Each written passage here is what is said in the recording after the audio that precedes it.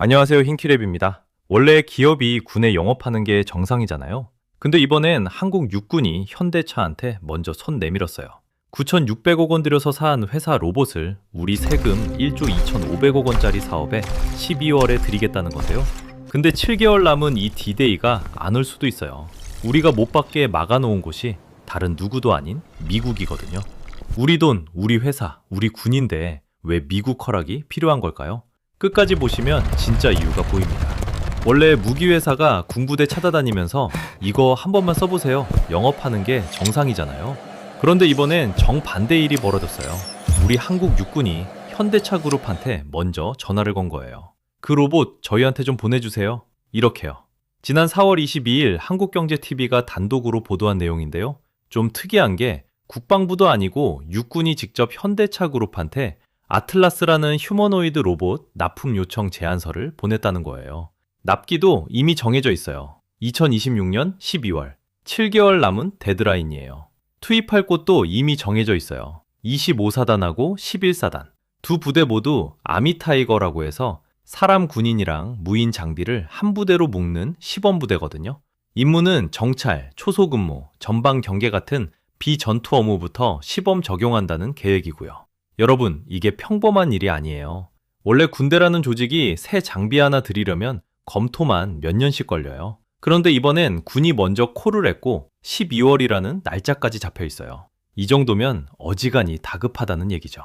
그런데 한국 육군이 먼저 콜한 이 아틀라스라는 게 도대체 뭐길래 군이 9,600억 원 들여 산 로봇을 굳이 따로 요청까지 한 걸까요?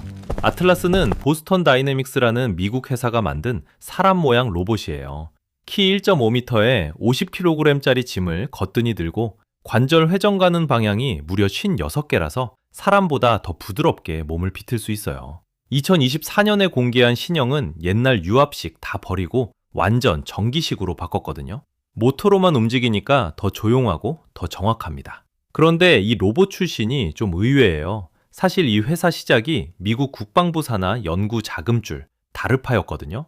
2005년에 만든 빅독, 2009년 LS3 다 군용 짐꾼 로봇이었어요.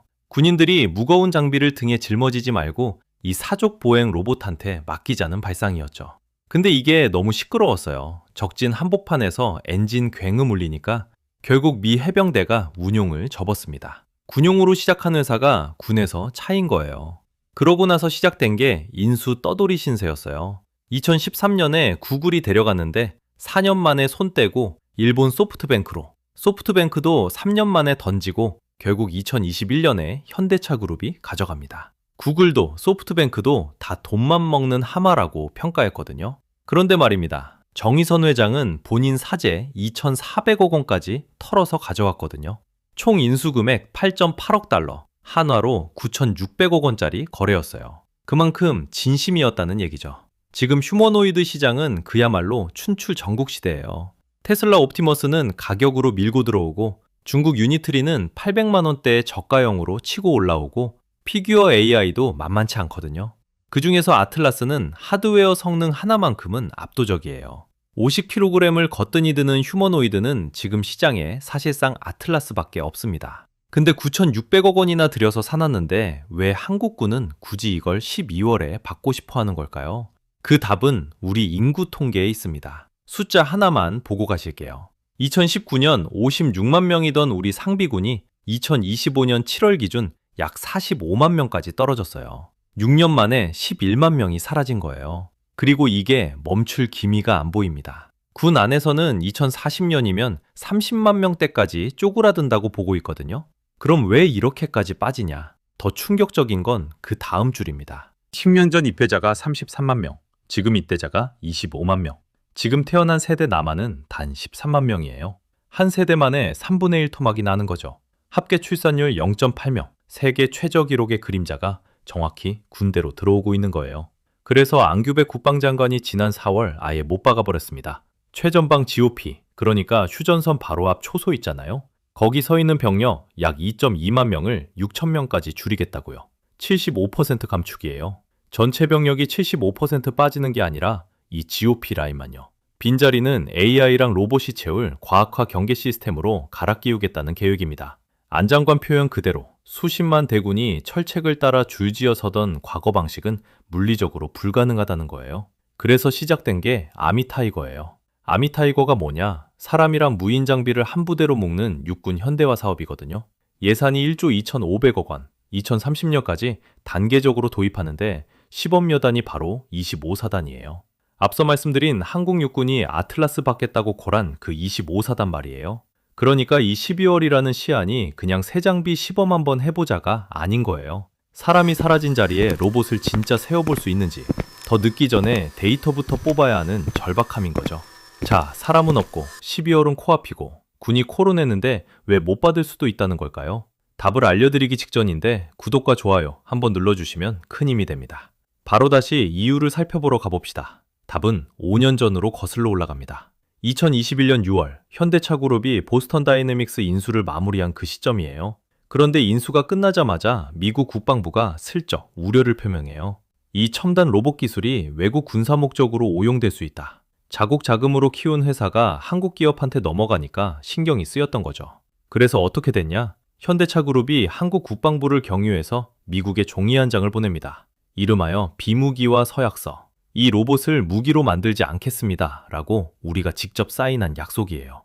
이 안에 핵심 통제 3가지가 들어간 것으로 알려졌어요. 추정 포함입니다. 첫째, 핵심 기술을 다른 데로 못 옮긴다. 둘째, 미국 외 지역에서는 생산이 사실상 봉쇄된다. 셋째, 무기 탑재나 총기 장착은 절대 안 된다. 여기서 끝이 아니에요. 2022년 10월에는 보스턴 다이내믹스가 유니트리, 어질리티 등 5개 회사와 함께 공개 서한을 냅니다. 우리는 범용 로봇을 무기화하는데 반대합니다. 이게 이제 회사의 공식 정책이 된 거예요. 그러니까 이번에 한국 육군이 이거 군에 드리겠습니다 하고 못 박는 순간 5년 전 사인한 종이랑 회사 정책 2개랑 정면으로 부딪히는 거죠. 정의선 회장도 인수 당시에 보스턴 다이내믹스를 무기화하지 않을 거니까 국방산업 진출 계획은 없다라고 분명히 공언했었거든요. 그래서 우리가 흔히 미국이 막았다라고 말하긴 하는데 정확히 말하면요. 5년 전 우리가 사인한 종이와 보스턴 다이내믹스 회사 정책이 막은 거예요. 5년 전에 무기로 안 만들게요 라고 사인한 그 종이가 5년 만에 부메랑처럼 우리 발등을 찍은 거죠. 그럼 12월 납기는 이대로 끝나는 걸까요? 사실 빠져나갈 틈이 하나 있거든요. 보스턴 다이내믹스가 5년 전 그 공개 서한을 낼 때 단서를 하나 달아놨어요. 각국 정부가 자국 방어나 법 집행 목적으로 쓰는 건 우리가 이의 제기 안 한다는 단서요. 풀어 말하면 무기만 안 달면 경계, 보급, 지뢰 처리, 부상자 후송까지는 협의 가능하다는 얘기예요. 그런데 한국 육군이 이번에 콜한 임무를 다시 보면 정찰, 초소근무, 전방 경계, 정확히 비전투 임무거든요. 전투 실험이나 군용 개조는 그 다음 단계로 따로 분리해두고요. 일부 보도에 나온 핵심 기술 이전 금지나 미국의 생산 봉쇄 같은 통제 조항도 있는 것으로 알려졌는데 비전투에 한정하면 이 라인을 안 건드리고 풀어볼 여지는 분명히 있어요. 문제는 우리만 이 고민을 하고 있는 게 아니라는 거예요. 미국 파운데이션 로보텍스가 만든 팬텀 MK1이라는 휴머노이드가 있는데요. 올해 2월에 이미 우크라이나 전선에 첫 실전 투입됐어요. 정찰이랑 위험지역 진입을 맡고요. 미 육해 공군은 이 회사랑 2,400만 달러짜리 연구 계약까지 맺으면서 공식 군남 라인을 깔아놨어요. 중국 유니트리는 인민해방군이랑 계약을 따낸 게 이미 확인됐고 800만 원대 저가 라인업으로 빠르게 자기 군대에 깔고 있는 것으로 알려졌어요. 출발선은 이미 끊겼는데 우리만 도장 찍을 수 있는지부터 따지고 있는 셈이에요. 한국 업계도 올해 12월 국내 운용은 현실적으로 어렵다는 게 다수 의견이고요. 결국 12월 납기 운명은 비무기화 서약을 얼마나 유연하게 풀어있느냐, 그리고 정부 간 협의 카드 한 장이 7개월 안에 떨어지느냐에 달려있는 거죠. 그래서 여러분께 여쭤볼게요. 만약 여러분이 이 사업의 결정권자라면 12월 납기를 무리해서라도 강행하시겠어요?